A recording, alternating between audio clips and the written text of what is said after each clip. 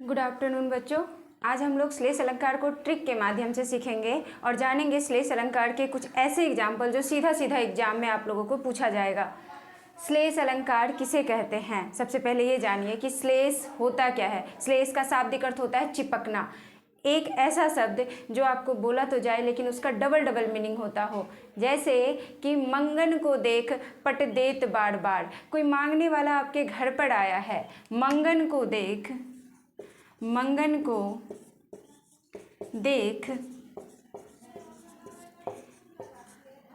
पट देत बार बार।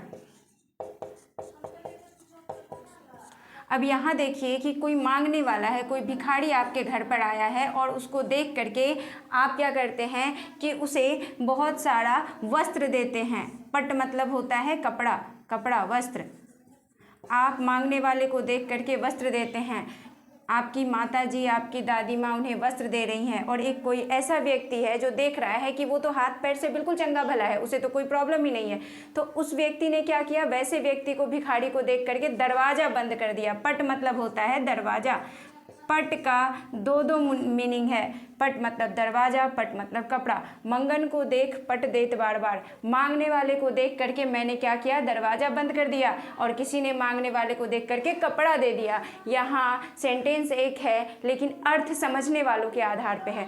तो श्लेष अलंकार में हम लोग देखेंगे श्लेष का शाब्दिक अर्थ चिपकना, और इसकी पहचान क्या होती है कि यह हमेशा विषम संख्या में आएगा। यमक अलंकार आपका सम संख्या में आता था, जोड़े में, कि एक शब्द जो 2 बार 4 बार 6 बार आएगा। लेकिन अगर हम लोग देखेंगे श्लेष अलंकार को तो ये 1 3 5 के रूप में आता है। परिभाषा अगर इसका देखेंगे हम लोग तो जहाँ कोई शब्द एक बार प्रयोग हो, कोई भी शब्द एक बार प्रयोग हो लेकिन उसका 2 या 2 से अधिक अर्थ हो, अनेक अर्थ आ जाए, उसके डबल मीनिंग बात करता हो, तो वहाँ पर श्लेष अलंकार होता है। जैसे एक एग्जाम्पल है, चिरंजीवो जोड़े जुड़े क्यों न स्नेह गंभीर, को घटिया वृषभानुजा वे हलधर के वीर। अब यहाँ देखिए कि इसमें डबल मीनिंग पे बात किस प्रकार से हो रही है, कैसे एक ही शब्द का अनेक अर्थ है।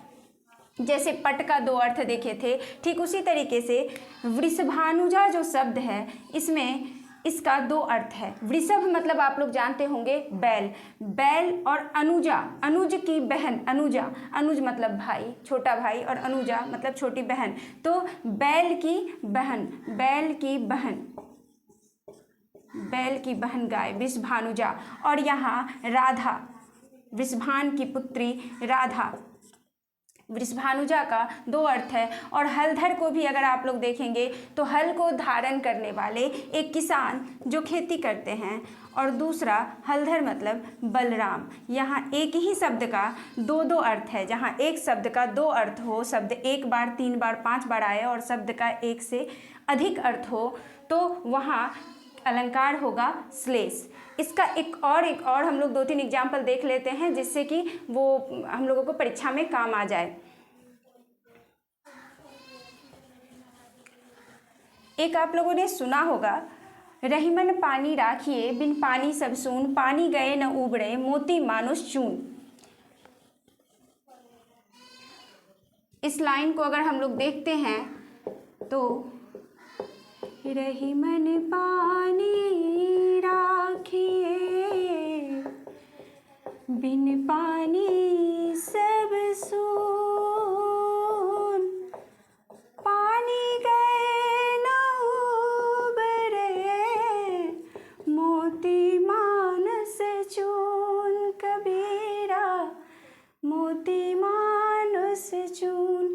रहीमन पानी राखिए बिन पानी सब सून, पानी गए न उबड़े मोती मानुष चून। रहीम जी के द्वारा ये लिखा गया है दोहा। अब यहाँ देखिए पानी 1 बार 2 बार 3 बार आया है। यहाँ इस पानी का अलग अलग अर्थ अलग अलग शब्द के लिए है कि रहीम कह रहे हैं इस दोहे में कि हर व्यक्ति को, हर किसी को पानी रखना चाहिए। रहीमन पानी राखिए, पानी रखना चाहिए। बिन पानी सब सुन, बिना पानी के सब कुछ बेकार है।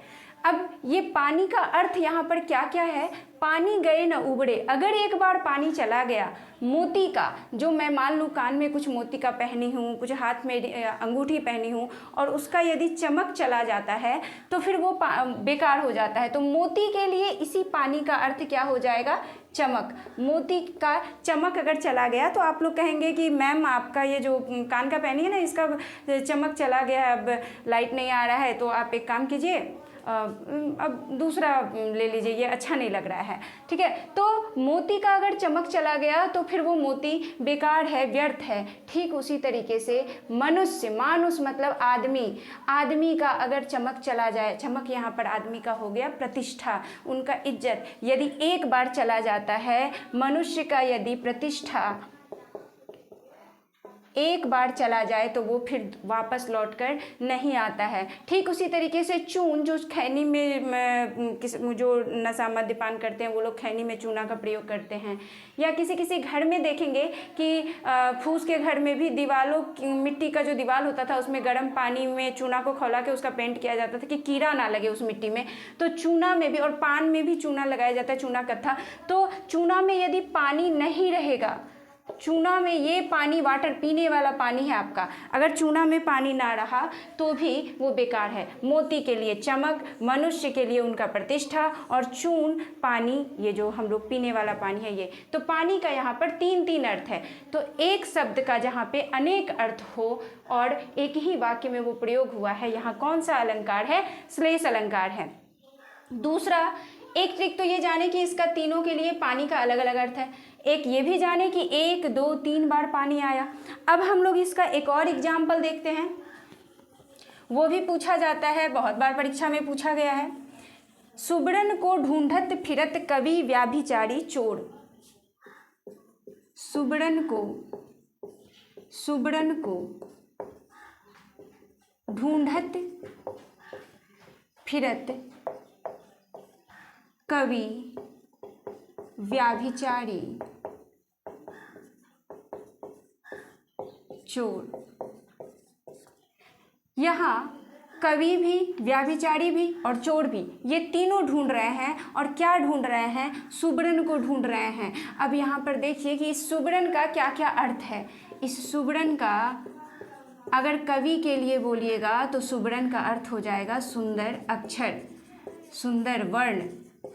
कवि क्या ढूंढ रहे हैं, कवि सुंदर अक्षर ढूंढ रहे हैं। सुबरन को ढूंढत फिरत, सुबरन को खोज रहे हैं कवि, मतलब कवि सुंदर वर्ण ढूंढ रहे हैं। अब आप देखिए व्याभिचारी को, तो व्याभिचारी मतलब एक ऐसा कुंवारा, एक ऐसा व्यक्ति जो सुंदर कन्या ढूंढ रहे हैं। यहाँ सुबरन का अर्थ, यहाँ सुबरन का अर्थ व्याभिचारी के लिए, यहाँ सुबरन का अर्थ व्याभिचारी के लिए क्या हो जाएगा, सुंदर कन्या। व्याभिचारी क्या ढूंढ रहे हैं, सुंदर कन्या। और चोर के लिए अगर देखेंगे तो चोर सुबरन को ढूंढ रहे हैं, यहाँ सुबरन क्या हो गया, स्वर्ण, सोना।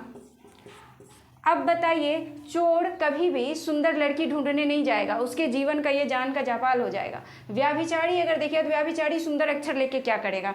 और अगर हम लोग देखेंगे कवि को अगर सोना बहुत सारा दे दे, उसको उससे कोई मतलब ही नहीं है उसको। तो यहाँ सुबरन का तीनों के लिए अलग अलग अर्थ है। सुबरन को तो तीनों ढूंढ रहे हैं, कवि भी ढूंढ रहे हैं, व्याभिचारी भी ढूंढ रहे हैं, चोर भी ढूंढ रहे हैं। लेकिन कवि क्या ढूंढ रहे हैं, कवि ढूंढ रहे हैं सुंदर अक्षर। व्याभिचारी क्या ढूंढ रहे हैं, सुंदर लड़की जिनसे वो ब्याह रचाए। और चोर क्या ढूंढ रहे हैं, सोना, जो उसको बहुत सारा मिल जाए तो वो अपने जीवन को अच्छे से जी पाए। तो ये था हमारा श्लेष अलंकार। हमने पढ़ा था अनुप्रास अलंकार, जिसमें वर्णों की आवृत्ति बार बार हो रही थी, शब्दों की आवृत्ति बार बार हो रही थी, या वाक्य की आवृत्ति बार बार हो रही थी। उसके बाद हम लोगों ने पढ़ा यमक अलंकार, जिसमें एक शब्द बार बार आ रहा था और हर बार उसका अर्थ अलग अलग था। और अब हम लोग पढ़े हैं श्लेष अलंकार, जिसमें एक शब्द एक बार आएगा लेकिन उसका डबल मीनिंग होगा, अर्थ दो दो होगा। एक गाने के माध्यम से भी आप समझ सकते हैं कि किसी ने कहा कि मोहब्बत बरसा देना तू, सावन आया है। यहाँ बारिश भी हो रही है, तो देख लें तीसरा एग्जाम्पल हम लोग, मोहब्बत बरसा देना तू, सावन आया है। यहाँ इस गीत में सावन का दो दो अर्थ है। मोहब्बत की बारिश करने के लिए कहा जा रहा है, और किसके लिए? सावन एक महीना भी है, माह भी है सावन का महीना। हाँ, और सावन का यहाँ पे एक और अर्थ होता है कि उनके प्रेमी या उनके प्रिय जो हैं वो आने वाले हैं, उनके लिए मोहब्बत की बारिश हो। तो यहाँ एक शब्द का दो दो अर्थ निकल करके आ गया। तो ये था हमारा श्लेष अलंकार। अगर आप लोगों को यह वीडियो पसंद आता है तो please like, share and subscribe my channel. Thank you.